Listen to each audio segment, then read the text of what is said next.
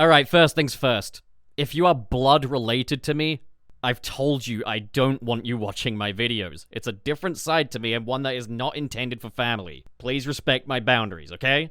Okay. I think almost every Sonic fan in the world has had this experience at some point. You're happily playing a Sonic game, and then a normal person, a non-Sonic fan, walks in and says, "Hey man, couldn't help but notice that Bat has tits. Are you into that?" And like, it's a valid question, right? In a game series featuring animal scrimbly gimblies that have little bean bods and string bean arms, what business does she have being so titillating? Well, if you go on social media where people are talking about Sonic, you'll see that Rouge's design has become quite controversial. But not for the reasons you might have expected. She's no longer controversial because she's a busty, lusty because she's a busty bat, but instead because in the recent years she's been toned down a little in the design department. See, Rouge went from kind of an in-joke among Sonic fans to an icon of femininity in her own right. Yeah, she's always been kind of an elephant in the room as far as the extended Sonic cast goes, but her effortless confidence, willing to express herself, and demonstrated competence as a spy and jewel thief made Rouge actually a celebrated character in her own right. And a lot of the positivity I've seen expressed for this character actually comes from women Sonic fans. Yeah, busty, sexualized female protags are nothing new, but in the Sonic universe, she was kind of an outlier. And to see her treated as yet another competent hero in this universe, who just happens to have this body type, actually kind of boded well. We've all chuckled, we've all made jokes, we've all gooned a little, but Rouge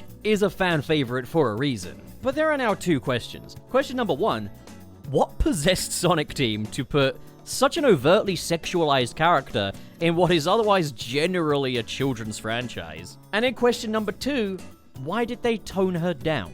And kind of what do those changes generally consist of, and did they make the right call? Now, for the sake of self-awareness, I am a heterosexual cisgender dude, so the chances are there's probably a woman out there that has a bit more expertise on positive feminine representation than I do. At the same time, while I'm acknowledging feminine representation in Sonic games, it isn't the entire crux of my points I'm gonna make in this video. A lot of it is more in relation to the Sonic universe, and in that regard, I'm a goddamn genius. Alright, so let's get the obvious jokes out of the way. Alright, if Sonic is for kids, why the fuck does Rouge the Bat look like that? Well, first of all, this is not the first time we've had a more sexualized character in a piece of children's media, particularly in a universe full of animal scrimbly gimblies. Looking back at rubber hose classics like Mickey Mouse and his extended universe, you've got the character of Clarice the Chipmunk, a character who is meant to be kind of seductive towards Chip and Dale. She is the fruit of their desire, the apple in their eye. And while nowhere near on the level of Rouge the Bat, she does have a more human, feminine anatomy to her than the other Disney Universe characters. Fasting things forward to Space Jam in 1996, you've got the infamous Lola Bunny, and it just goes without saying. Early on in the development of the first Sonic the Hedgehog game, Sonic was going to have a curvaceous girlfriend called Madonna who was going to be a human being. And I would bring up Jessica Rabbit, but Who Framed Roger Rabbit was always geared up more towards adults than it was towards kids. However, I think it's important to factor in where Rouge the Bat first appeared. Rouge the Bat is a byproduct of Sonic Adventure 2, a story with themes of military brutality, revenge, genocide. The origin story of Shadow the Hedgehog may be one of the darkest stories in the Sonic franchise. You've got the horrors aboard the Space Colony Ark, the absolute misery of the Bio-Lizard, a creature that is just perpetually in unimaginable pain and has tumors growing out the side of it. Maria Robotnik, a child being iced by the government. Gerald Robotnik being executed by a firing squad. Suddenly, a bat having tits doesn't actually seem that unusual now. I dare say within this game, she's less out of place than Lola Bunny was in Space Jam. Sonic Adventure 2 was no ordinary Sonic game. The game was being developed at a time where the writing was really on the wall for Sega. There was a good chance that this was going to be the last Sonic game ever made. And so it's clear that part of Sonic Team's mandate with this one was staying power. It's a game packed full of iconic blockbuster moments, but it also seems to serve as a rejection of the notion that Sonic is strictly for children, and that only contributed to its staying power.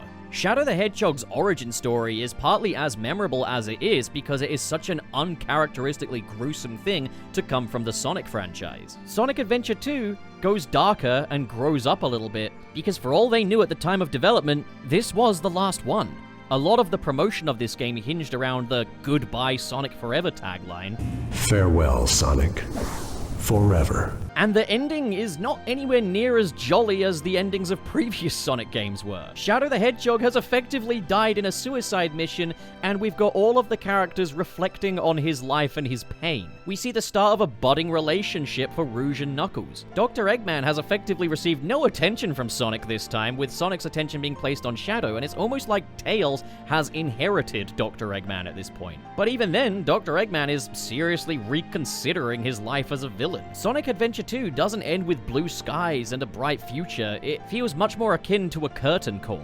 All the characters gathered together for this somber moment of reflection. So with this at the time being effectively the final entry into the Sonic the Hedgehog canon, it only makes sense that this one was a bit more mature than the usual. You'd be able to revisit this one as an adult and find new things to appreciate, including our busty bat friend here. Rouge is sexy because Sonic Adventure 2 is a violent action epic. The series has never been so unafraid to just go there as it was in this entry here, and Rouge fits in really well with all of that. The thing is, Sonic didn't end at Sonic Adventure 2. It turns out there was a future for Sega as a third-party developer after all, and by popular demand, Shadow and Rouge were back for Sonic Heroes and beyond. But in the 2010s, we saw a bit of a paradigm shift with Sonic. No longer shying away from its identity as a children's franchise, now fully embracing it. But where Rouge did appear, she was still the same old Rouge. In a story like Sonic Adventure 2 with themes of genocide and vengeance, yeah, Rouge fits in quite well as kind of the Catwoman of the Sonic universe. In Sonic Generations at Sonic's birthday picnic, on the other hand, and in 2022 we saw the first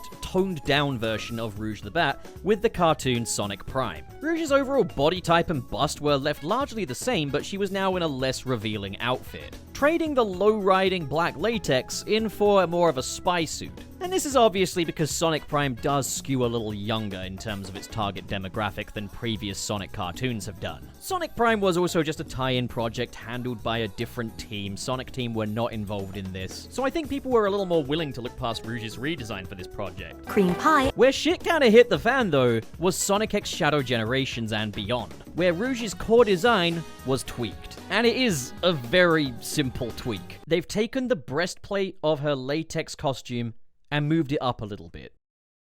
This is a complete turn-off! So now she's no longer displaying the cleavage. I've seen people say, why'd they cover up her back a little more though? How is her back sexualized? And like, no, they pulled the costume up. That's literally all that's happened here. And this has been the subject of a lot of discourse. Is this just censorship? Is there the connotation that women who are busty should be ashamed of that? But where it's gotten really weird to me is that we're now seeing body-shaming language applied to Rouge the Bat.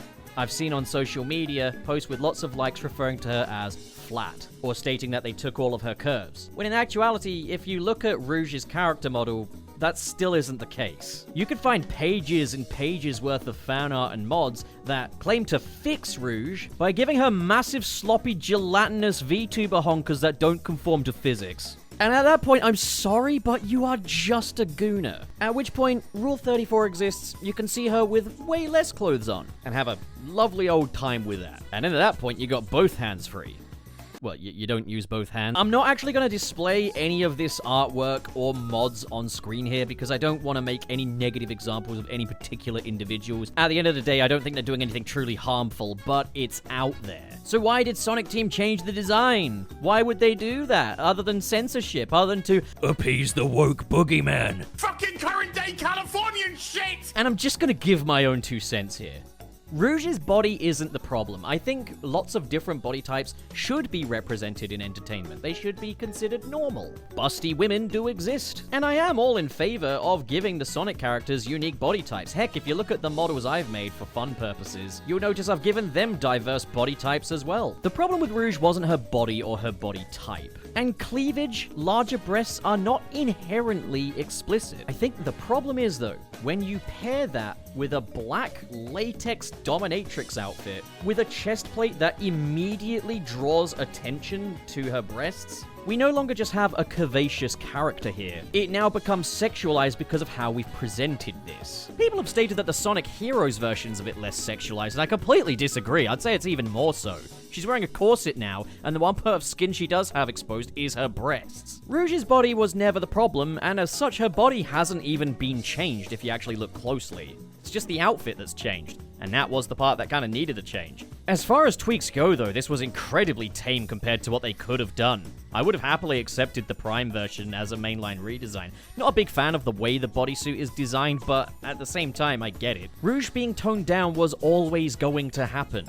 She was originally conceived for a Sonic game that was meant to be the last one, that was pushing back against the notion of Sonic as a children's franchise for its last gasp. But for an ongoing family franchise, it is inappropriate to have a sexy lady wearing a sexy latex outfit that immediately draws the gaze to her chest. And the way that works is when you have an outfit that is mostly just black, but then break that up around a specific area, that is where attention is going to be drawn. So no, a body type itself cannot be inherently sexualized, but you can put it in an outfit that does sexualize it, and that's what was the case with the Rouge of the past, and is no longer the case now. I will say, it's not like there aren't any good faith criticisms about Rouge's current design either. Rouge used to have an overall wider frame in Sonic Adventure 2 with wider hips. Some people want to return to that, and I completely get that. In Sonic Adventure 2, Rouge had a darker skin tone than the other characters. That since Sonic Heroes has been lightened. I can understand why people would want that back too. But in terms of what they've done with the outfit, honestly, I think this is the most tasteful direction they could have gone. What is fascinating, on the other hand, is that while they've tastefully toned down Rouge's design, her characterization and voice have definitely taken a hit. She used to speak normally. You just don't know when to give up, do you? Well, let's find out where we are. Now she speaks like someone's tickling her under the table. There's more to life than that glittering, gorgeous, priceless. What were you saying? Kind of renders her design changes completely negligible when you think about it like that. Alright, well, that's the end of the video. Thank you for coming. Goodbye. Thank you, patrons, especially the ones in the $10 and above tiers. We have Just Another Evil Robot Clone Seeking Revenge, Xanderwolf, Ghostly Phantom, Twilord, KB, Sad Goku, Dare Denny, Kale Bennett, my last name was a reference to the... couldn't even fit it in the whole thing, and Mr. SP, Cyrus the Skeptic, and Biotin. Thank you folks so much for your generosity. We got the $5 tier as well, who are Joseph Tribble, Press-Plated Jason, Gideon Wells, Basic Content, Ben Raven, Reese Burns, Manalza, Goat Cannon, Litzy, Silver, Josh Strider, Grant Allen, Marv Animation, Cho Henshin, RT0, Carl X, SSS06, and Vera Wild. Thank you folks so much for your generosity, and to you, dear viewer, for watching this video, which is now over.